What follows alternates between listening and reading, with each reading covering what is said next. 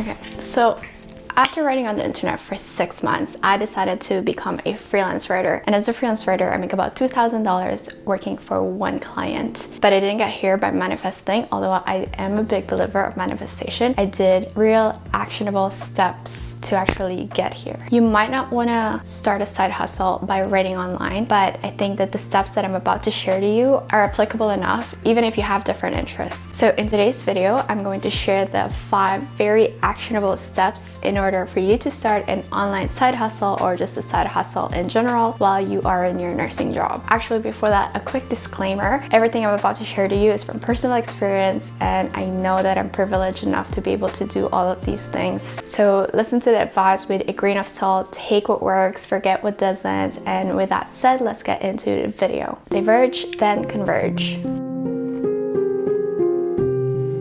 So this idea of diverge then converge came from a creator called Jack Butcher. So the idea of diverging and then converging comes from the fact that sometimes we don't know what to do with our lives. It's especially useful if you're a nurse because you might think that you are trapped in your nursing degree and you have no idea how to get out of it or how to make a career or do something outside out of it. When you diverge, you basically try out as many things as possible, things that you're naturally curious about. And if you have no idea where to start or you have zero clue on what makes you curious, just try to think about the things that you've always dreamed of doing. So for example, what is it something that you are always like, oh my God, if I had more time, I wish I would be doing this. I would learn a language if I had more time. I would travel if I had more time. If I would take pottery class and all of that. Those are natural clues as to what is making you curious if it actually is worth pursuing when it comes to diverging. Another thing to think about is that when you were a kid, what is it something that you actually loved doing as a kid? I know for myself, I love filming. I love making travel videos, even though I've never published my travel vlogs, but I've been doing it since 2017, even though my first posted video was in 2021. But in that 3 years, I've actually been constantly filming myself. And even though I'd never published, I knew it's something that I really wanted to do. And doing this exercise has led me to realize that, okay, I really want to make YouTube videos. And another thing is that when I was a kid, I loved writing. I loved writing on my diary, not online writing or blogging, but by reflecting on that and really following that curiosity has led me to writing online, and which eventually led into the thing that I would do to make money online. So it might not be the same for you, but there is something out there that is going to spark your curiosity and naturally your creativity. So at this point, don't worry about making money at all. The most important thing is that you figure out the thing that you like to do. So if that is pottery making or candle making or photography or drawing or taking dance class and all of that, figure out how you can kind of embrace that side of yourself more while you're on your day off, because you know, as a nurse, you have tons of days off. Yes, you can rest, recover a little bit, and then make time for your side hustle. But if you want to know how I make time for these kind of things on top of my nursing job, let me know. After trying out as many things as possible, try to pick one thing.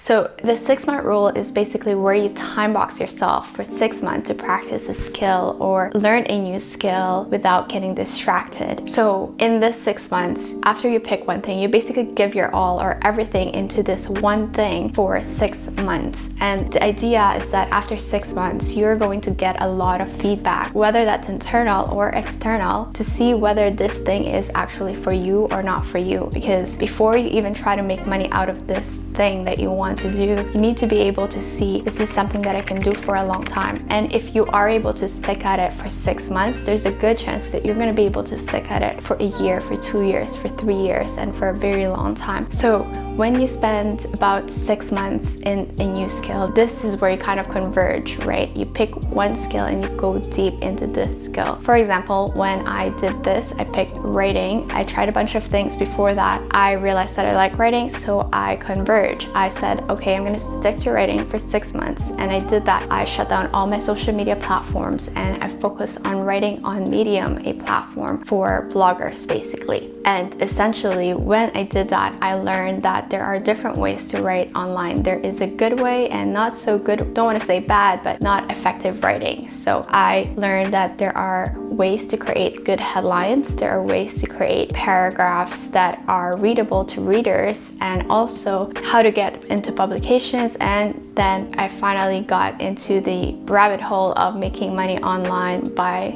writing. So after converging into the writing, this is where I actually started kind of emerging. So after you go deep, you can actually emerge from here. So again, in reference to Jack's tweet about the DIMES framework, this is what basically you kind of go deep into that one thing, and then once you do more research, you kind of have more options on how to go about this, whether that is keeping it as a hobby only, or you can actually make money from it. So there's now 2 different ways to go about it, but you wouldn't be able to do that if you hadn't started from trying out as many things as possible. So in the DICE framework, this is where you go deep in that thing or interest or skill that you chose and figure out what you want to do with it. So one option is changing your career path, or number 2, you can also try to figure out how to make this work for you by making money online. So that's just kind of a general example.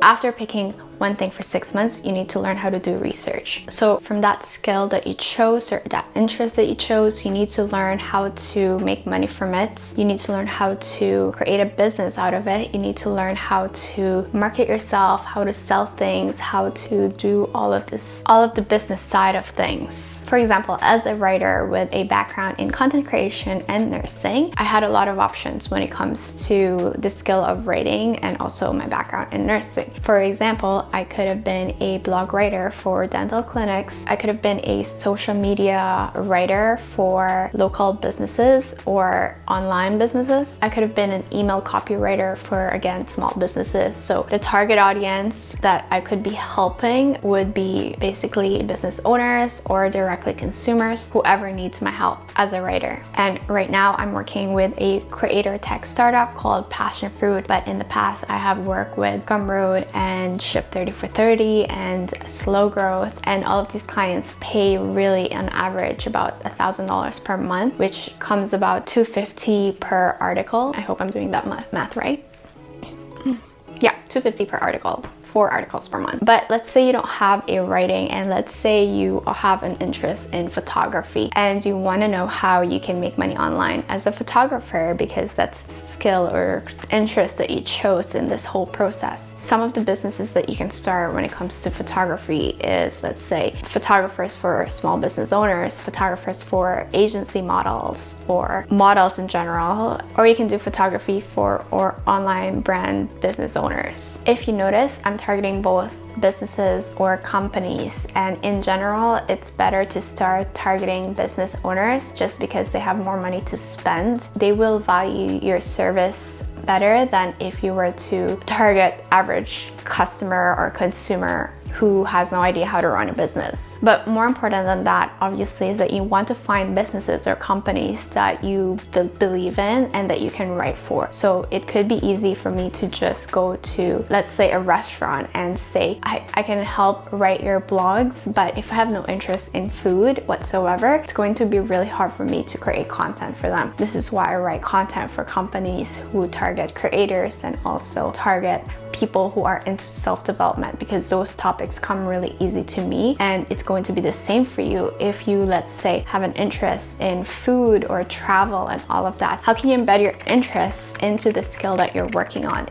If let's say you're interested in photography, but also you love taking photos of food versus people, then how can you make this work? Then I would think about reaching out to different food magazines or food blogs or vlogs online and see how you can start working with these people to be able to accelerate your skill, where you can get paid, where you can get feedback from other people, and just make this into a side hustle where you're making at least $100 a month. You don't necessarily need to make a lot of money right away. The most important thing is making your very first dollar out of the thing that is outside of nursing. I used to have a coworker. We both work in the emergency department, and he actually works with models. What he does is that he takes portraits of these models, and then that's the photography that these models use to submit to agencies or other companies that they want to work for. So even though he's an emergency nurse, he is still doing the thing that he loves, which is photography, and he chose an industry that he closely resonate with. So his interest probably is really working with models and fashion and lifestyle and all of that, and I think that's really cool. So there is something out there for you that where you can match the skill that you want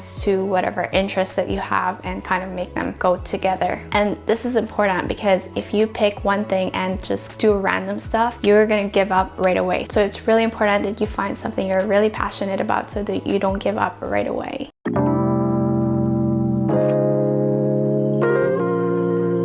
So by this point, I hope you realize that it takes time to create a side hustle. So not promising you $10,000 a month doing this one thing. It takes time, and this is especially true if you don't know what you're passionate about, if you don't know what are your interests outside of nursing, if you don't know what you want to do with your life. Personally for me, I found it really hard to become a full-time freelance writer just because I realized that I don't really like writing for money, and I still do it because one, it really helps me accelerate my writing skill because I'm getting feedback on it, because I'm getting paid for it. Number two, it just really helps me with other skills like deadline, time management, and how do I strategize this whole thing in order to help a different company so that I can later apply it for my own content or my own production for my personal projects.